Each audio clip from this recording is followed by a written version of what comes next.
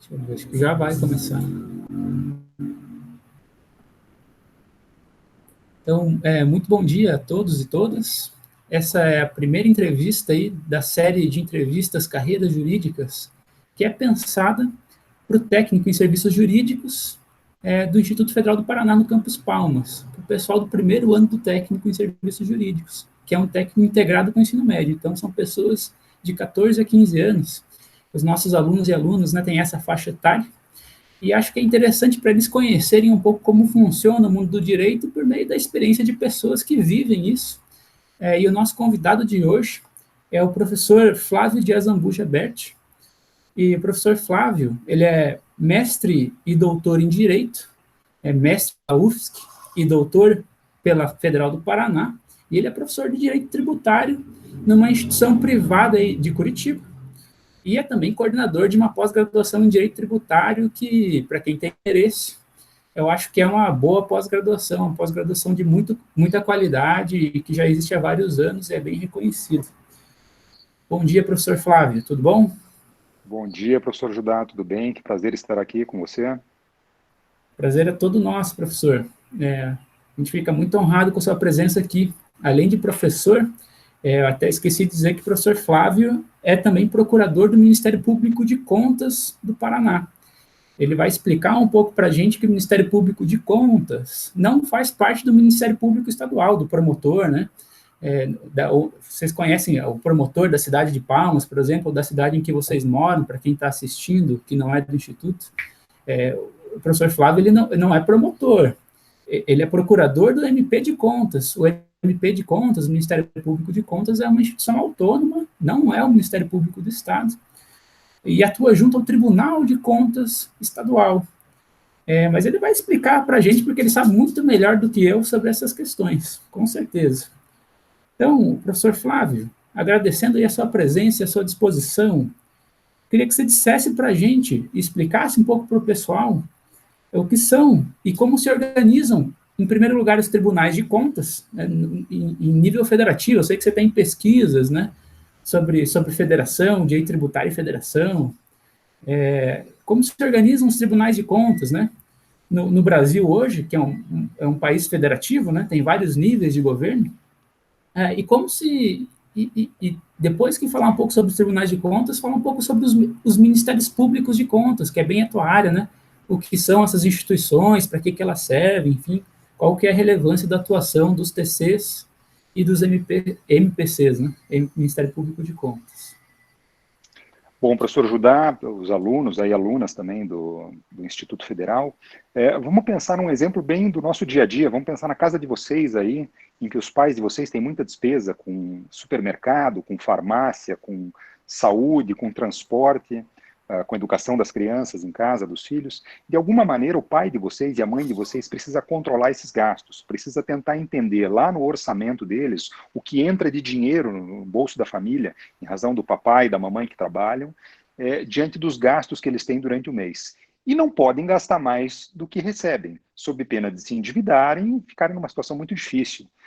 Da mesma forma, quando a gente pensa na administração pública, nos mais diferentes níveis de governo, município, estado, governo federal, existem gastos também. A gente está observando nesse momento de pandemia que a gente vive atualmente, inúmeros gastos com compra de utensílios como máscaras, respiradores para hospitais públicos, medicamento, discussão sobre essa desgraça dessa cloroquina aí, colocada a goela abaixo da gente pelo governo federal. Tem gastos na área de educação também, com pagamento de professores das escolas públicas, tem gastos com servidores públicos, com os prédios que são ocupados pelas prefeituras, pelas secretarias municipais, tem licitações que são feitas pelos governos. Esses gastos todos precisam ser controlados, gente. Quem controla os gastos da administração pública é um órgão chamado Tribunal de Contas. Para o governo federal, em nível federal, existe o Tribunal de Contas da União, com sede em Brasília. Em cada estado da federação, em cada uma das 26 unidades federadas chamadas estados, existe também um Tribunal de Contas. E em alguns poucos estados, nós ainda temos dois tribunais de contas estaduais. Um para fiscalizar e controlar gastos de estados e um outro para fiscalizar e controlar gastos de municípios. Esses tribunais de contas para análise de contas municipais são exceção no Brasil. Eles existem basicamente só em Goiás, São Paulo, Rio de Janeiro e Pará. Nos demais estados é um Tribunal de Contas estadual. O que faz o Tribunal de Contas? Ele faz análise de todo o dinheiro gasto pela administração pública. O dinheiro gasto através do pagamento para servidores públicos que são concursados, cada concurso público feito por um município, ou cada concurso público feito por um estado para preenchimento de vagas, por exemplo, de médicos para atender os doentes da pandemia, ou de professores para atender as crianças na rede pública de ensino, precisa ser analisado pelo Tribunal de Contas para verificar a legalidade, a correção da forma como se deu aquele concurso público, a contratação daquele profissional, porque isso gera gasto mediante o pagamento da remuneração desses servidores. Todas as licitações para compras de itens, de medicamentos, de materiais de uso e consumo, para a realização de obras públicas, como construção de estradas, construção de escolas, reformas, melhorias feitas no município, tudo isso gera dispêndio de recurso. Isso também precisa ser controlado pelos tribunais de contas. Então, basicamente, de modo resumido, o professor Judá, alunos aí do Instituto Federal e alunas do Instituto Federal de Educação, o que nós temos é uma estrutura fiscalizatória chamada de Tribunal de Contas, que não integra a estrutura do Poder Judiciário, apesar do nome tribunal, que tem independência do ponto de vista da sua atuação, do seu trabalho, e tem um grupo de técnicos, todos eles concursados, que fazem análise de todos esses processos de prestação de contas. Ainda que com muitas críticas que a gente faça, e são críticas válidas e corretas, em relação à cúpula desses órgãos de controle chamadas Tribunais de Contas, que infelizmente, por conta dos critérios estabelecidos na Constituição Federal, não são oriundos de concurso público. É gente nomeada pela Assembleia Legislativa do Estado e pelo governador do Estado. Mas isso em relação à cúpula.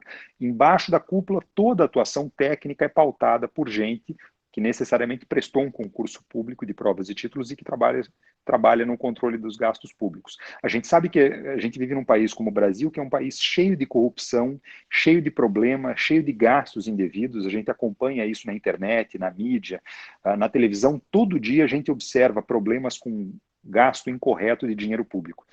Isso tudo existindo uma estrutura de controle chamada Tribunal de Contas. Eu gostaria de deixar uma provocação para vocês. A despeito dessa crítica toda que o sistema Tribunal de Contas merece, imagine como seria a situação de gastos e de desvios de recurso se não existisse uma estrutura chamada Tribunal de Contas para cuidar desses gastos. Dentro dessa estrutura é que atua o Ministério Público de Contas, a que fez referência o professor Judá no questionamento, a pergunta, do qual eu sou procurador concursado também no Ministério Público do Tribunal de Contas aqui do Estado do Paraná. Basicamente e resumidamente, acho que é mais ou menos isso, professor Judá. Muito bem, professor Flávio. Eu aqui até estou me sentindo mais ilustrado aqui. Estou entendendo um pouco melhor como funciona. Confesso que sabia mais ou menos, né? Não sabia tanto quanto você. Não sabia, por exemplo, que havia Tribunal de Contas Municipal no Pará e em Goiás. Achava que era só em São Paulo e Rio. Mas interessante, muito legal, professor. A provocação também estimula a gente a refletir da importância desse Tribunal de Contas e do MP de Contas também, né, da atuação dessas instituições. Então, e nessa linha vem a minha segunda pergunta para você, professor Flávio, que é de que forma essas instituições, né, o Ministério Público de Contas e o Tribunal de Contas, de que forma elas contribuem para a regularidade do poder público e para a garantia de direitos fundamentais da população. Sei que isso já estava um pouco implícito na sua primeira resposta, né? Mas se puder dar um foco nesse aspecto para a gente gostaria de saber, especialmente nesse viés da corrupção, dos desvios de verba, né? Ou dessas várias, para dizer assim, essas várias maracutaias que existem e que o Tribunal de Contas e o MP de Contas ajudam a fiscalizar e a controlar. Legal. Vou fazer mais uma comparação aqui, vou usar uma pequena metáfora minha, doméstica, do meu dia a dia aqui, professor Judá, alunos aí do Instituto. Eu tenho 3 filhas pequenas aqui em casa, que com essa maluquice da pandemia, desde março, estão fazendo aulas online, aulas remotas aqui de casa. E vocês não têm noção, gente, a dificuldade que é tirar 3 crianças de 10 e 12 anos de idade da cama às 7 horas da manhã para fazer aula sentada no computador morrendo de sono.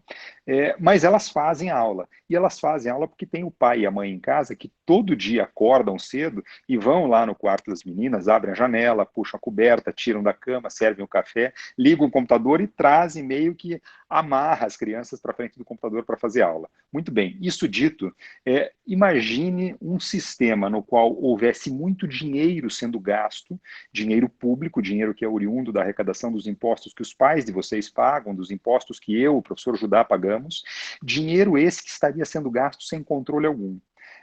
O Tribunal de Contas, ou os tribunais de contas e os ministérios públicos de conta, mal comparando, eles são aqui os pais e as mães dos governantes em relação ao controle dos gastos. A função cumprida, tanto pelos tribunais de contas como pelos ministérios públicos de contas, ela é fundamental e serve de alerta para tentar coibir o máximo possível, é verdade que a gente muitas vezes não consegue, mas coibir o máximo possível as práticas ilegais, a prática de corrupção, que existe de modo muito acentuado no nosso país. A gente tem observado, volto a insistir isso na mídia, na imprensa, na internet, todo dia, nos mais diferentes níveis de governo. Existiria de modo muito mais acentuado, eu não tenho dúvida, os valores desviados seriam muito maiores, em montantes muito maiores, se não existisse uma estrutura que faz o acompanhamento, o monitoramento, a fiscalização, em princípio, de tudo que é gasto pela administração pública no Brasil. Então, assim, a função hoje exercida pelo Ministério Público de Contas dentro do tribunal e a função exercida pelo Tribunal de Contas, ainda que com todos os problemas inerentes ao funcionamento desses dois órgãos, eventualmente com falta de estrutura, eventualmente até com falta de comprometimento de alguns que estão na cúpula do sistema, ela é fundamental para garantir, para mim, para vocês, para os pais de vocês, que o dinheiro que nós pagamos, e é muito dinheiro que pagamos através de impostos, ele seja aplicado da melhor maneira possível. Basicamente isso. Muito bom, professor Flávio. Quanto a essa contribuição que é tão relevante, né?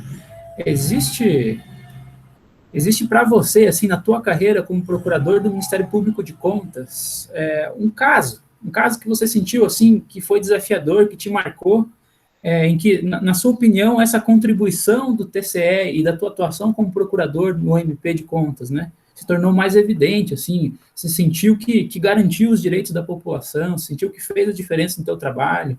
Eu te pergunto isso porque aqui a gente tem vários alunos que, quem sabe, algum dia possam ser também procuradores do Ministério Público de Contas, possam ser, quem sabe, membros, né, conselheiros do Tribunal de Contas, ou até, às vezes, compor a estrutura administrativa desse órgão.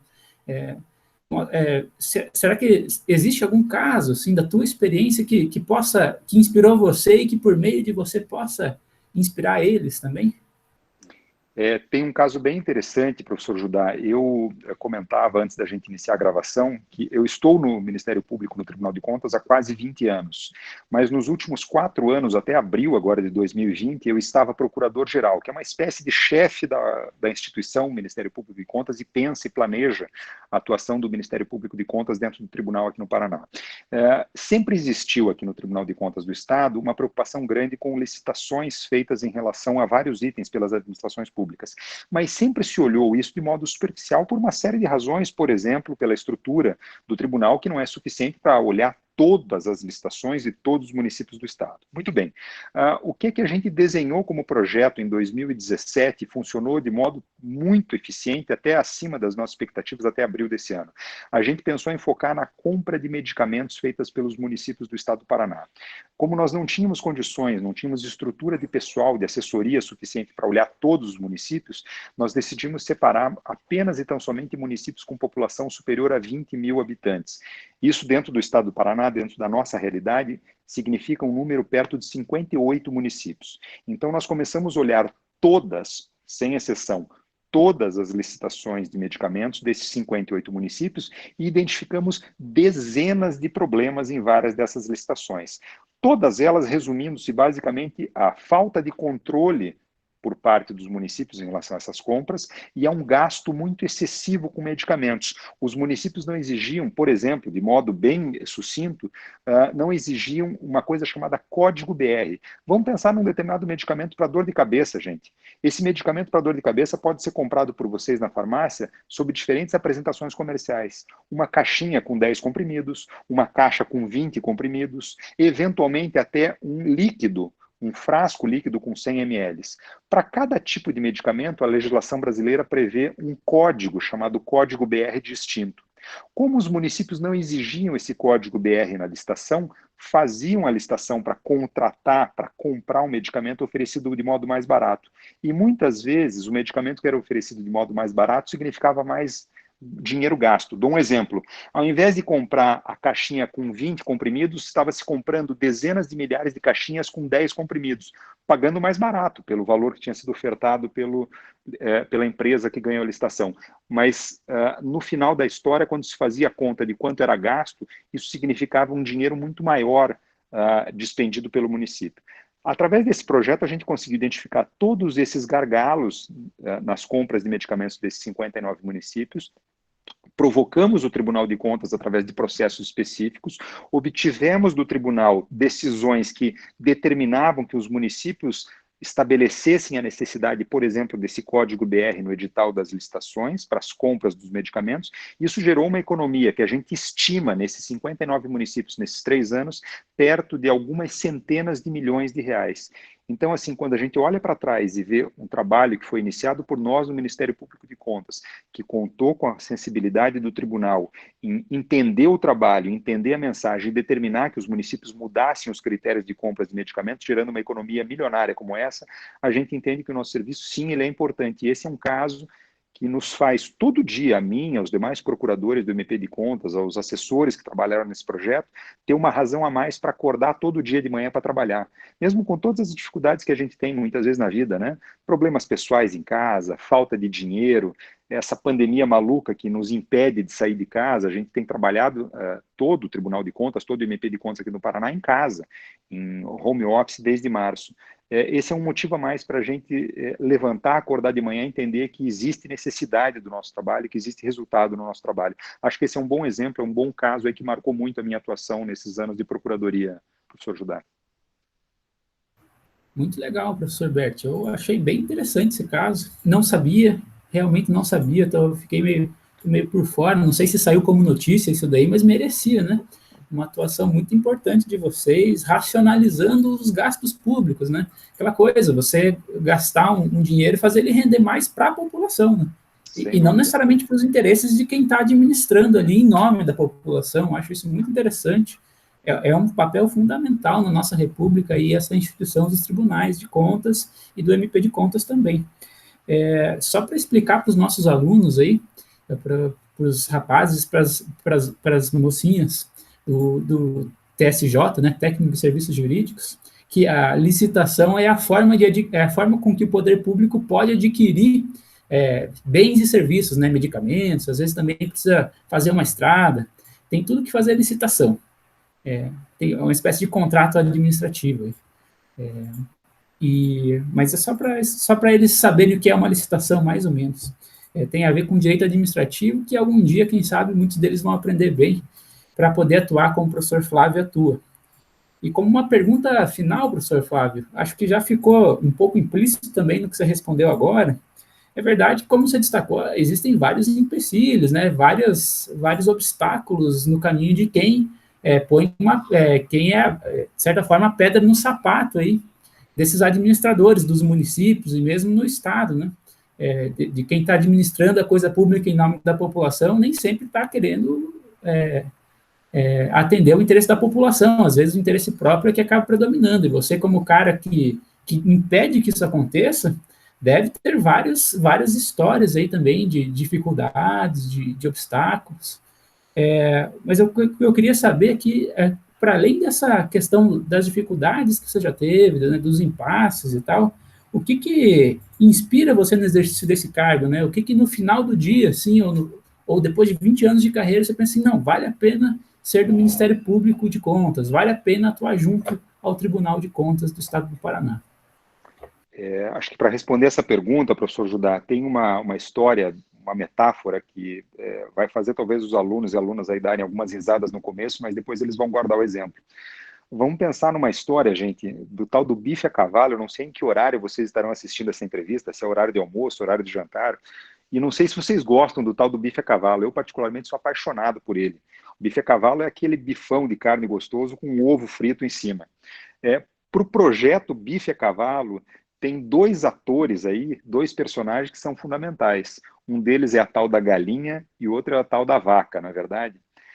Isso diferencia dois conceitos que são bem importantes na nossa vida, na nossa atuação profissional, no nosso despertar, como disse o professor Judá, todo dia, para levantar com vontade, para desempenhar nosso trabalho, desempenhar nossa função e voltar para casa com a consciência tranquila. A diferença dos conceitos de envolvimento e de comprometimento, gente. No projeto Bife a Cavalo, que é o tal do bifão com ovo, a galinha está envolvida com o projeto Bife a Cavalo. Ela teve que botar o ovo, na verdade. Já a vaca, gente, ela está comprometida. Ela precisou doar a vida dela, ela precisou ter a carne dela cortada para que você possa comer teu bife a cavalo. Então, assim, quando a gente pensa num cargo público, muitas das vezes as pessoas pensam, primeiro, em estabilidade, né, professor Judá? Puxa, sou estável no serviço público, ninguém vai me mandar embora, não vou perder meu emprego. Segundo, as pessoas pensam na remuneração. Puxa, servidor público geralmente ganha bem, né? Um juiz, um procurador do Tribunal de Contas, um técnico, um analista do tribunal, um assessor do Ministério Público ganha muito dinheiro. Não é tanto dinheiro assim, a gente vive dignamente, mas não ganha tanto assim. E o terceiro, puxa, quando se aposentar, tá tranquilo, não vai precisar entrar nessa maluquice da aposentadoria complementar ou se sujeitar a essa aposentadoria de fome do INSS. Isso também, infelizmente, mudou para nós agora com a reforma da Previdência, né?